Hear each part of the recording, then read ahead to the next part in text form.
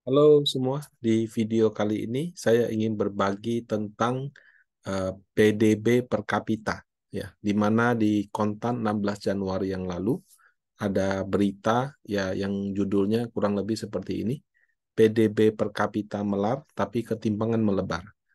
PDB per kapita Indonesia tahun 2023 diproyeksikan tembus 5.000 US dollar. Nah, eh, angka 5.000 US dollar itu sebenarnya naik di tahun 2020 angkanya 3.911. Waktu itu sudah 4 ribuan ya, tapi karena COVID jadi turun. 2021 dari 3.911 jadi 4.349. Nah, kemudian di 2022 datanya kemungkinan baru ada sekitar Februari. Video ini saya rekam Januari, jadi belum ada datanya. Dan untuk 2023, artinya baru ada di 2024 nanti, diperkirakan angkanya 5.000 dolar. Ya. 5.000 dolar kalau kursnya 15.000, berarti 75 juta ya, setahun gitu ya. Nah, apakah dengan PDB 5.000 US dollar 2023 ini artinya Indonesia sudah naik kelas? Apakah naik kelas di negara menengah atau bahkan naik kelas di negara maju? Kita akan melihat pembahasannya sebagai berikut. Jadi Bank Dunia atau World Bank membagi negara kategori income negara ya dalam dalam beberapa kategori dengan ketentuan sebagai berikut. Jadi low income countries itu adalah PDB low income itu adalah 1.085 dolar per tahun ya. Ini sekali lagi bukan per bulan ya, per tahun.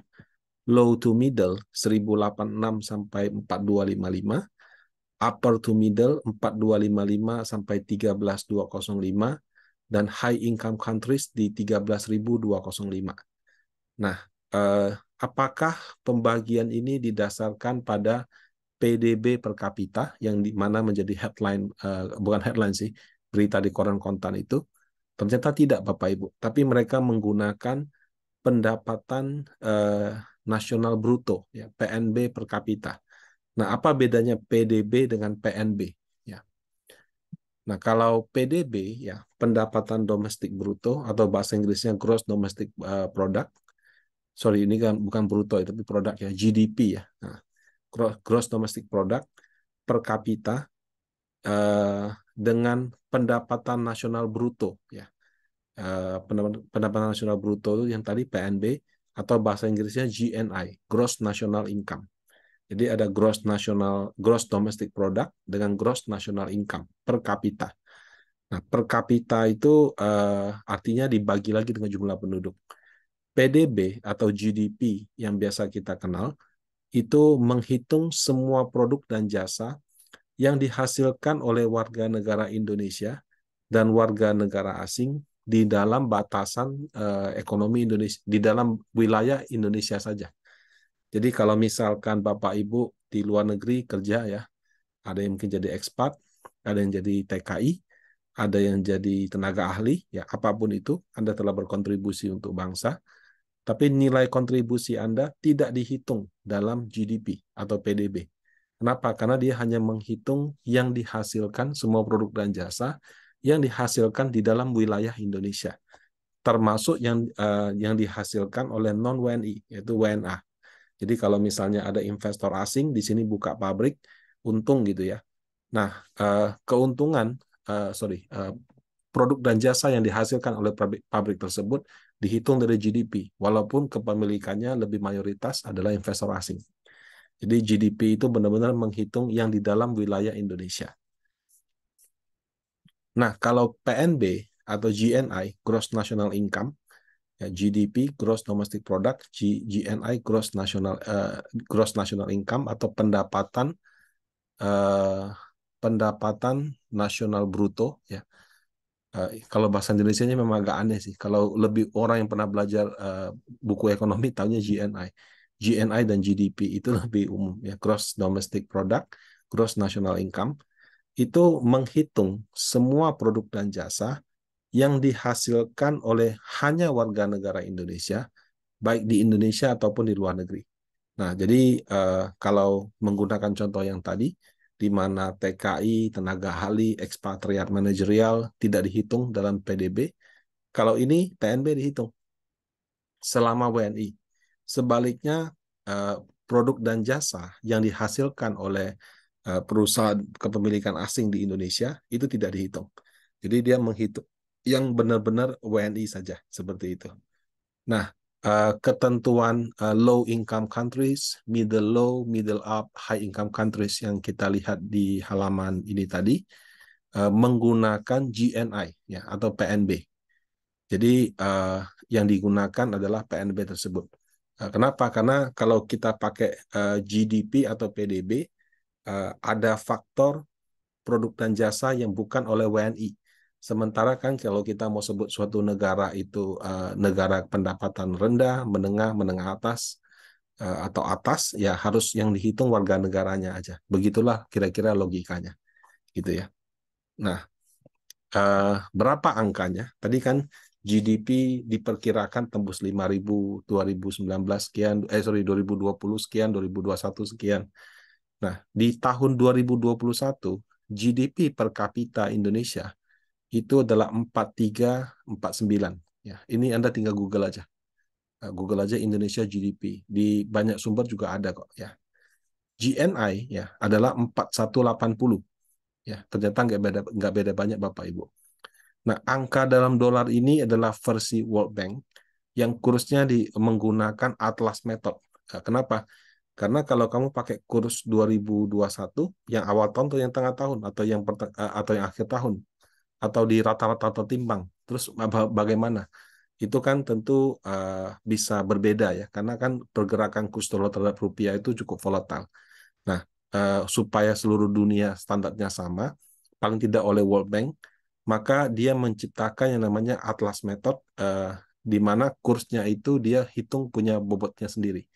Nah, kemudian informasi PDB dan PNB yang dipublikasikan oleh Biro Statistik setempat dikonversikan jadi dolar.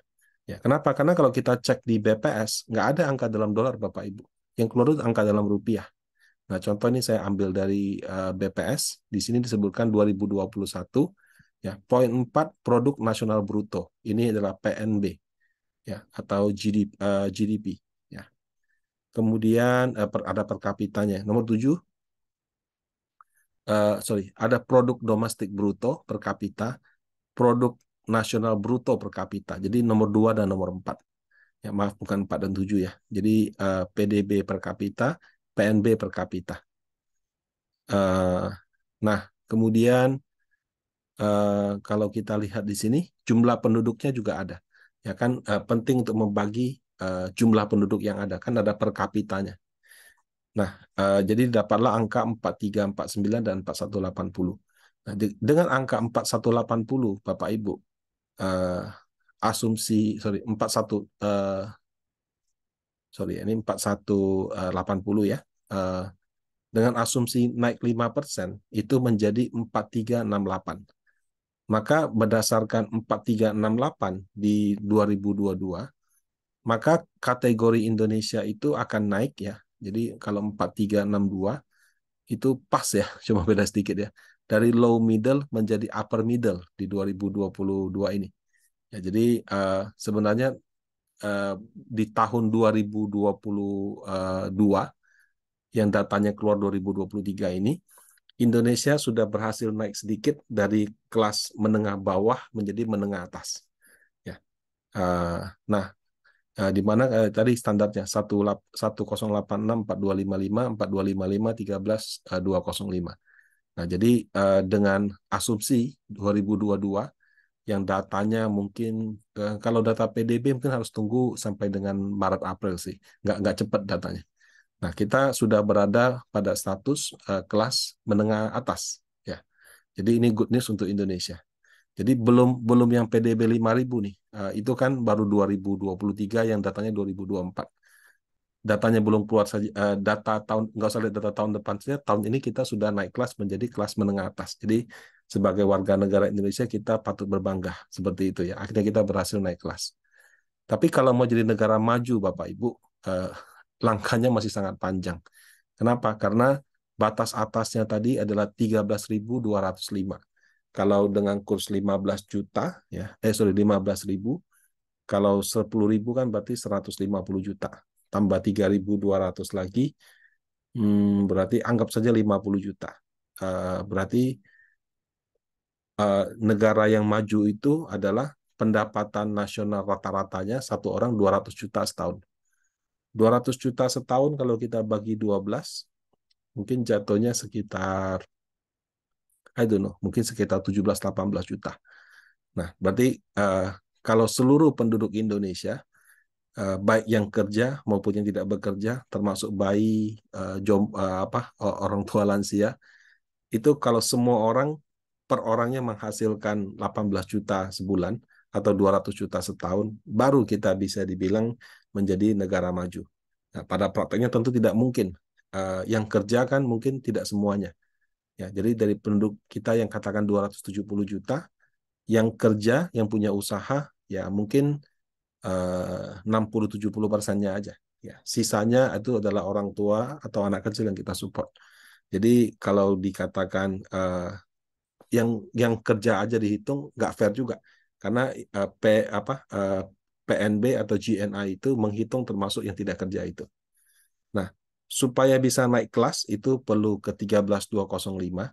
Saya hitung-hitung secara matematis, kalau dari 4.300 mau ke 13.200, ya, dengan asumsi setiap tahun tumbuh 5%, itu butuh sekitar 42 tahun baru Indonesia bisa jadi negara maju.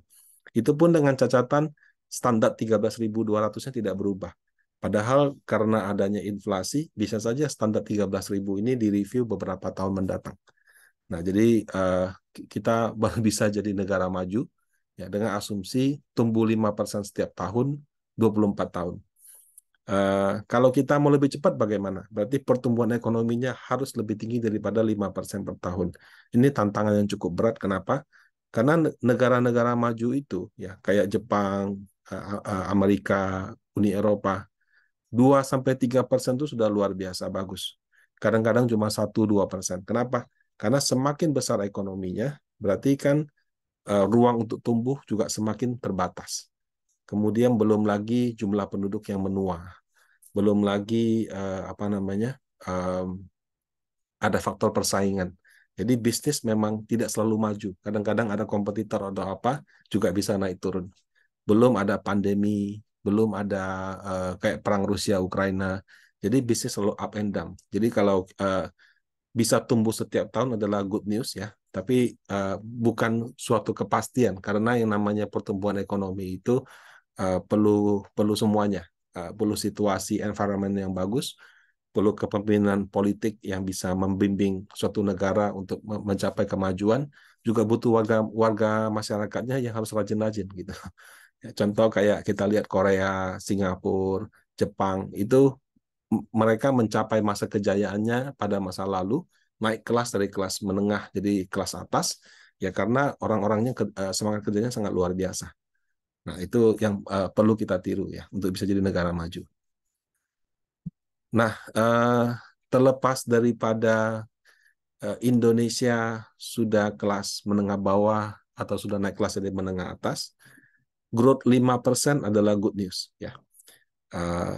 Selain mempertahankan growth tersebut agar sama atau bahkan bisa lebih tinggi di masa mendatang, PR pemerintah itu adalah bagaimana supaya pertumbuhan ini bisa merata ya. Jadi kalau kita lihat angka 46.100.000 ya, ini dapat dari mana sih? PNB ya. Nah, ini dia. Pendapatan nasional per kapita 46.100.000 yang tadi GNI tadi. Ya, kalau yang PDB 60.576. Ini dibagi dengan kurs dapatnya yang ini ya. Nah, 46.100.000 itu masih lebih kecil daripada UMR Jakarta di tahun 2022. Karena kalau UMR Jakarta asumsi 5 juta saja berarti setahun 60 juta. Nah, kalau seluruh Indonesia di average-kan cuma dapat 46 juta, berarti masih banyak warga negara kita yang penghasilannya lebih kecil daripada UMR. Ya, bisa saja mereka pengangguran, bisa saja mereka anak kecil yang belum bekerja, bisa juga mereka orang tua yang sudah berhenti bekerja. Nah, jadi dengan angka satu bulan kurang dari 5 juta saja, hidup di kota besar itu cukup sulit. Nah, eh, bagaimana kita bisa buat yang kota-kota yang lain juga bisa punya penghasilan yang sama baiknya dengan Jakarta. Saya kira itu tugasnya pemerintah. Untuk pasar modal, yang penting adalah ada kenaikan PDB setiap tahun yang berkelanjutan. Nah, kalau pemerataan memang lebih ke tugas pemerintah daripada tugas perusahaan ya, karena kan perusahaan tugasnya mencari laba. Tapi mudah-mudahan dalam proses mencari labanya juga bisa terjadi pemerataan pertumbuhan, di mana tidak hanya perusahaannya yang untung, tapi juga karyawan-karyawan dan keluarga karyawannya juga diuntungkan. Nah, demikian sharing saya kali ini. Semoga bermanfaat dan terima kasih.